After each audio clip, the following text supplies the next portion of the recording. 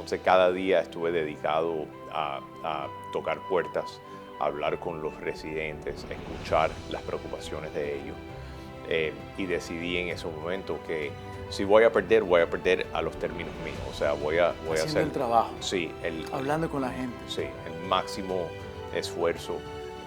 Y si pierdo, entonces pierdo, pero por lo menos yo sé que hice lo mejor que pude. Mi mamá, por ejemplo, me decía chistosamente que todos los políticos son corruptos. Y bueno, yo siempre les respondía que si hay manera de cambiarlo, tú necesitas gente decente. Necesitan estar listos para trabajar esos 3 años lo más duro que pueden, porque eso sí puede ayudarlos a encontrar el primer trabajo, a salir de la escuela de Derecho. Una persona que quizás está interesado en la política, yo sugiero que primero que van y buscan experiencia de la vida real. Bienvenidos a Sabor a Freedom, el espacio donde celebramos la libertad y las voces que se atreven a destacar en la multitud. Con ustedes, nuestro anfitrión, César Grajales. Bienvenidos a Sabor a Freedom. Hoy nos acompaña Juan Fernández Barquín, secretario de la Corte y Contralor de Miami-Dade. Nacido en Miami, de padres cubanos, Juan creció en esta ciudad y estudió en el Colegio de Belén. Se licenció en Economía por la FIU y en Derecho por la Universidad Americana. Desde sus inicios, Juan ha tenido un compromiso con el servicio público que hoy se traduce en su labor en la Corte. Vamos a conocer su historia, su visión para la justicia y su mensaje para nuestra comunidad. Juan, bienvenido. Gracias por la invitación. Primero que todo, gracias por estar acá. Imagínate, el jefe nada más y nada menos de la Corte y de las Cortes del Condado de Miami-Dade y está aquí. Sé que es un tiempo preciado para nosotros, pero tienes muchas cosas que compartir con la comunidad. Sí. Para empezar, mi querido Juan, yo quiero preguntarte algo. Sí, dígame. Naces aquí, creces en Miami, pero la historia no solamente viene contigo. Yo siempre he dicho que la historia viene desde los padres. ¿Quiénes son? Migran desde Cuba. ¿Cuál es la historia y cómo luego se desarrolla esto en lo que te has convertido el día de hoy? Sí, mis padres vinieron cuando eran bebés. Bueno, mi papá vino como un bebé. Mi mamá tenía 12 años cuando llegó de Cuba y cuando llegaron aquí, los dos estaban más o menos en la pequeña Habana. Y después la familia de mi papá fueron para Hialeah. Y mi papá fue a Hialeah High School y creció ahí. Y mi mamá se quedó allá en la pequeña Habana, en los Rhodes. Ella siguió a ir a la South High School y de ahí la Universidad de Miami. ¿Cuántos hermanos tienes? Una hermana, solo una hermana, sí. Bueno, dentro de este hogar cubanoamericano, creciendo aquí en Miami, ¿cómo nace la pasión por la abogacía, por las leyes? ¿Desde chiquito desde pequeño quería ser abogado o sí, es algo que de pronto surgió de otra manera? Y te digo porque mi mamá es abogada. Y yo iba a la oficina de ella después del colegio, casi cada día. Y por años yo estuve ahí en esa oficina y soy testigo. Y te puedo decir que ella sí ha ayudado una cantidad de gente. Y eso era la primera cosa que yo aprendí, o sea, mirando eso, que como abogado, sí, me inspiró mucho. Como abogado puedes ayudar a muchísima gente, porque sabes las reglas del juego de la vida. Sí. Y de esa manera sí hay una manera para ayudar. ¿Cómo era ese Juan de 12 años en el condado de Miami-Dade? ¿Qué hacía Juan a los 12 años? Iba obviamente a la oficina de la mamá, pero ¿cuál era esa vida de jovencito aquí? Sí, estudiando mucho, leyendo, escuchando música. ¿Fuiste un buen estudiante en Belén? Sí. Bien. Sí. Jugando béisbol también. A mí me encantaba ir al Tropical Park. No sé si te va a meter en líos, pero ¿cuál es tu equipo favorito de béisbol? Los Marlins. Los Marlins. Tiene que ser los Marlins. Te voy a decir algo. ¿Recuerdas tú los Marlins del 95 o 96 cuando jugaba Edgar Rentería, que ganaron la Serie Mundial? Fantástico equipo, ¿no? Sí. Ese equipo era increíble. Bobby Bonilla. Sí, total. Este lanzador, Liván. Liván Aranés. También, increíble. Ese equipo era increíble. Pero sí, entonces crecí aquí y yo quería ir a la universidad fuera de Miami, pero me quedé en FIU para ahorrar dinero. Y después cuando vino a la escuela de Derecho, yo sí seguramente quería salir de Miami. Apliqué a una cantidad de universidades de colegios de ley, escuelas de ley, y me aceptaron American University en Washington. Y era algo que yo creía que iba a ser una oportunidad inmensa, bien única, para poder ir a la escuela de Derecho ahí en el capital de nuestro país. Y sí había una cantidad de oportunidades, pero yo no estoy de acuerdo con el invierno. Entonces tuve que decidir regresar. Correcto. Juan, pero tú estudiaste en la FIU también tu licenciatura como economista. Sí, en FIU sí, estudié para ser economista. Economía y no otra carrera diferente antes de ir a las leyes? Eso siempre me interesaba y era algo que había un momento ahí en FIU donde yo estuve tomando muchísimas clases de matemática para poder tener la fundación para quizás coger un posgrado como economista. Sí. Pero decidí en la última hora para seguir a ser abogado en vez de hacer eso. Inspirado y básicamente legado al final del día de lo que estaba haciendo tu mamá también en la abogacía aquí en el condado de Miami-Dade. Desde que asumiste el cargo, Juan, ahora porque para los que no saben, el secretario antes fue también representante estatal. Ese fue, digamos, una de las primeras puestos que tuviste por elección, ser representante estatal. La primera, fue la primera puesta que logré en el mundo político.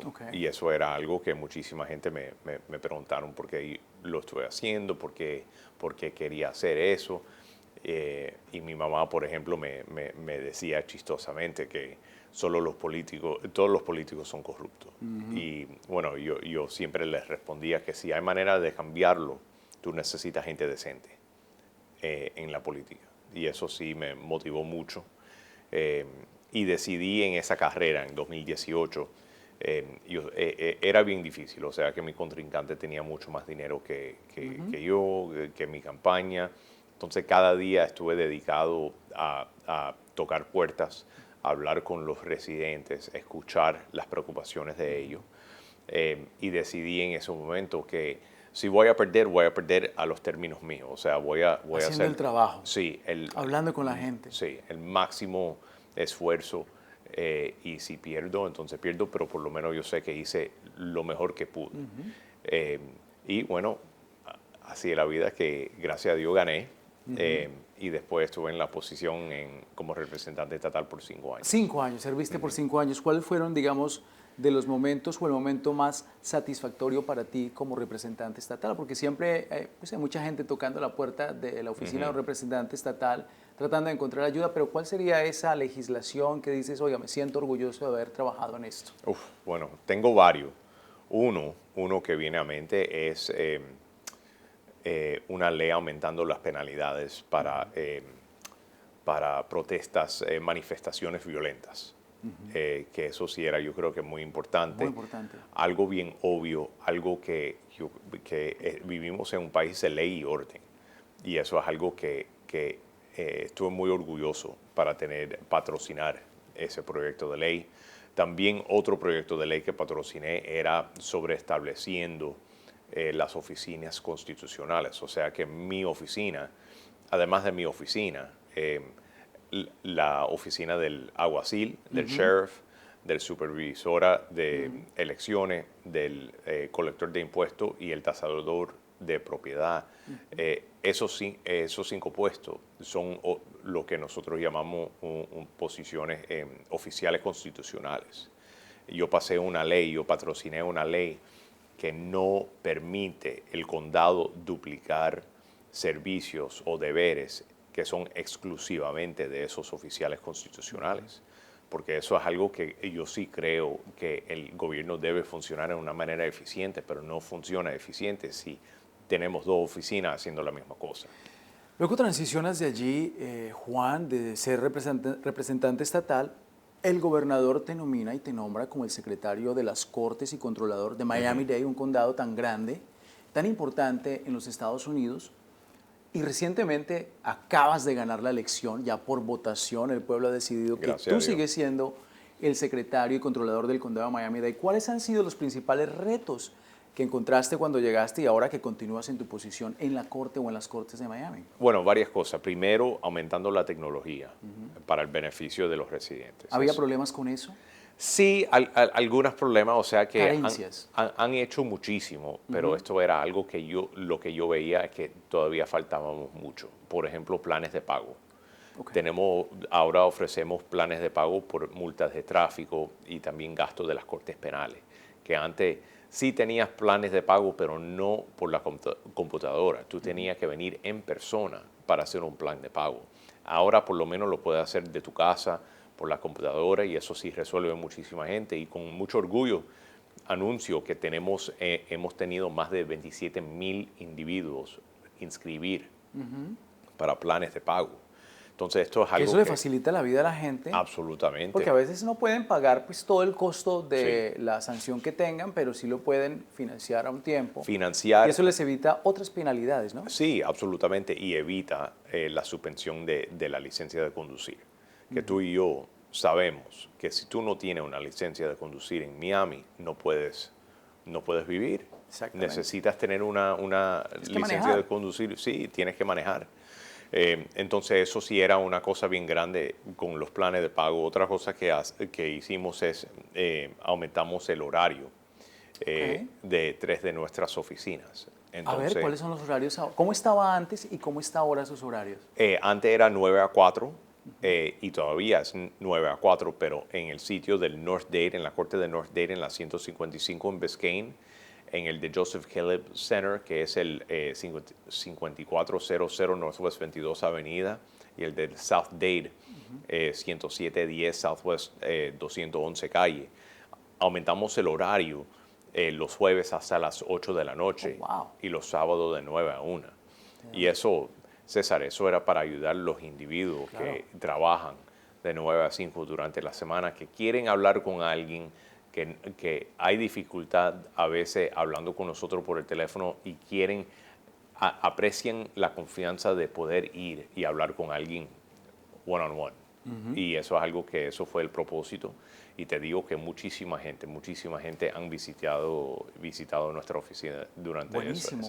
Juan, ese horario. Nos encantaría que explicaras un poco más tu labor diaria, y lo digo porque sé que hay áreas, hay condados en nuestro país que quizá no tienen esta posición, y en otros países del mundo que nos ven, porque sé que nos ven en otros lugares, ni siquiera existe la posición como tal de Sí. secretario de las Cortes y contralor que es fusionado en el condado de Miami-Dade. ¿Cómo es el día a día? ¿Cuál es la labor tuya en este cargo? Bueno, primero quiero hablar de los deberes de la oficina. Exacto. Okay. De la parte de la corte, yo administro recibiendo los pagos de multas de tráfico, multas de parqueo. También soy el custodio de todos los casos civiles, los casos penales, de todos los casos. Yo soy el custodio. Si un juez quiere ver uno de esos casos, ellos necesitan notificar a nuestra oficina y nosotros le vamos a llevar los papeles. Pero nosotros administramos eso y también administramos la selección de los jurados. Entonces, si alguien recibe una notificación para ser jurado, ellos necesitan coordinar con nuestra oficina si quieren cambiarlo. Esos son de la parte de la corte. Ahora, de las funciones del condado. Yo estoy en cargo de la licencia de matrimonio, estoy en cargo de administrando la apelación de los impuestos de propiedad. Okay. Soy secretario de la Junta de los Comisionados del Condado y también estoy en cargo de registro público, o sea, de títulos, hipotecas, todo eso. Mi oficina está en cargo de grabando todo eso y ser el custodio para todos esos papeles. Ahora, la Contraloría es bien interesante también. Espérate un momentito. ¿No has terminado? No he terminado. Sigue y luego te hago una pregunta porque tengo Sí. que hacértela y la gente ahorita se está preguntando. A ver. Como contralor, soy el custodio de los fondos del condado, estoy en cargo de las inversiones del condado, soy el auditor del condado y también soy el contador de la Junta de los Comisionados. Entonces, ¿Y a sí, qué horas duerme? muchísimos ¿Y a puestos. qué horas duerme Juan? Juan, o sea, ¿cómo le haces? Porque, por cierto, es una pregunta graciosa, pero a la vez seria, que mucha Sí. gente que tiene muchas actividades. ¿Cómo te organizas para cumplir tan efectivamente tu trabajo y con tantas responsabilidades al mismo tiempo? ¿Cómo organizas tu día? ¿Cómo organizas tu semana? Bueno, Y que sirve de consejo a la gente que nos ve y a mí también. Tengo un equipo buenísimo. Okay. Eso es algo que ya hace desde cuando yo empecé en esta oficina en junio de 2023. Empecé desde el primer día organizando mi equipo y todavía estoy en el proceso de buscando individuos para ciertos puestos, pero es básicamente tener un equipo bueno. Delegar. Eso es la única manera. Tengo en total 1,100 empleados. Wow. Que responden directamente a ti. Sí. Y pues sí, o sea que eso es la única manera, es organizando y entrenando y específicamente mirando, analizando el proceso para hacerlo de la manera más eficiente.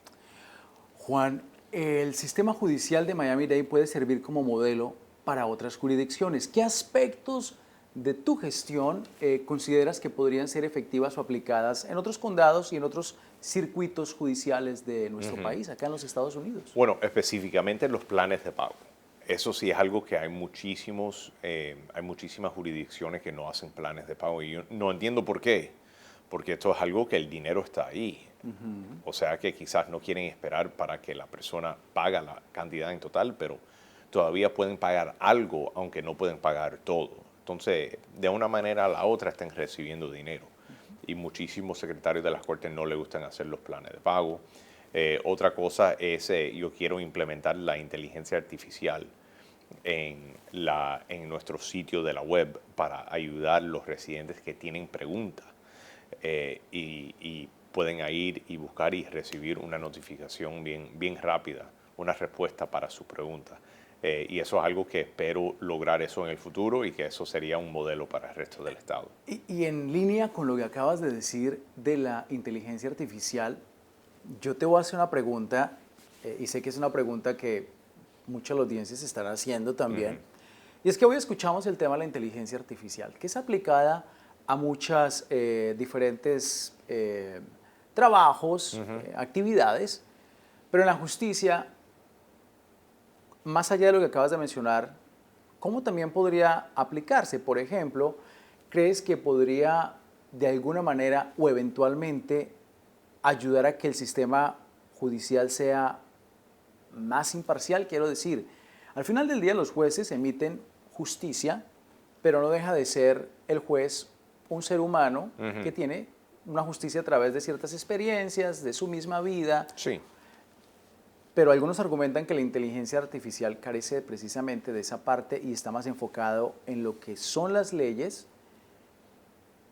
¿Podría verse una corte operada en el futuro? Y esto a modo de unos años más adelante, operada a través de la inteligencia artificial. Seguro. Yo sí creo. Eventualmente, no creo que va a pasar eventualmente, pero eventualmente en unos años. Esa opción yo creo que estará disponible, pero yo no creo que van a reemplazar jueces, tú sabes, por computadoras, pero yo creo que seguramente va a haber como una industria quizás de árbitro. Sí. Que es una computadora. Que emite una opinión también al respecto, pero al final sigue siendo una persona el que decide la decisión que tome judicial respecto al caso que esté viendo.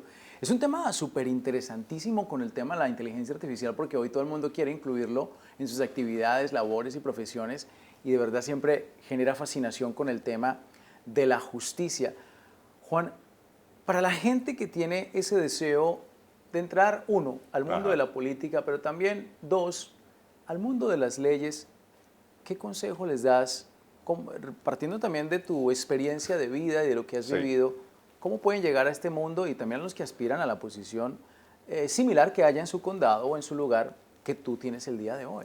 Bueno, la escuela de Derecho es bien difícil. Eso sí es algo que cualquiera persona interesada en eso les sugiero que necesitan dedicarse y enfocar 100% sobre preparándose para el LSAT, para el examen para entrar en las escuelas de Derecho, pero además de eso necesitan estar listos para trabajar esos 3 años lo más duro que pueden, porque eso sí puede ayudarlos a encontrar el primer trabajo, a salir de la escuela de Derecho.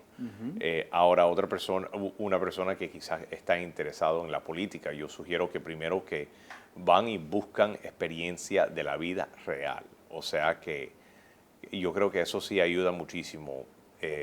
Y, por ejemplo, yo era abogado, yo hacía defensa criminal, litigio civil, yo entendía las cortes, yo tenía alguna experiencia personal, una experiencia de la vida. Correcto. Y yo sugiero que cualquier persona interesada en la política que hacen eso, y también que vayan y cogen un internship para ver cómo funciona una oficina del gobierno, para quizás ser testigo de eso, pero también si no le gustan, entonces no siguen en ese puesto.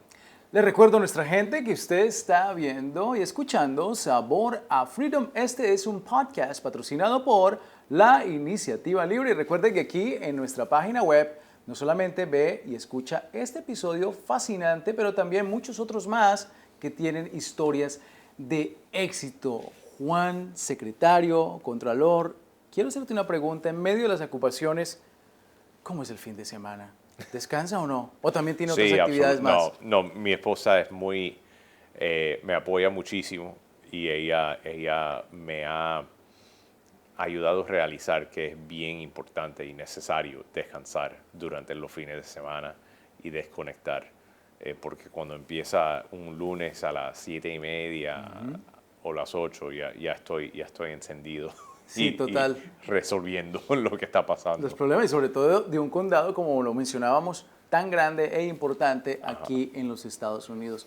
Contralor, de verdad, secretario de las Cortes, gracias por estar el día de hoy con nosotros. Sabemos lo valioso que es tu tiempo y sobre todo gracias por compartir tu historia de vida e inspiración a nuestra comunidad que tanto lo necesita, y para nosotros es un orgullo ver en una corte y en un circuito de cortes tan importante del condado a alguien de nuestra comunidad. Es un honor. Gracias. Gracias. Y a ustedes, amigos, gracias de nuevo por sintonizar Sabor a Freedom. Para nosotros es un placer cada semana traerle una historia de éxito de nuestra gente, desde la política, la justicia, las empresas, el entretenimiento, de todo. Nuestra gente influye de manera positiva aquí a los Estados Unidos desde muchos años y seguirá siendo así. La próxima semana nosotros le traeremos otra historia más aquí en Sabor a Freedom. Hasta pronto. Concluimos Sabor a Freedom. Sintonice cada semana a través de las redes sociales de la Iniciativa Libre. YouTube, Libre Initiative. Facebook, The Libre Initiative. Twitter X, @LibreInitiative. Instagram, @WeAreLibre. O visítenos en lainiciativalibre.org.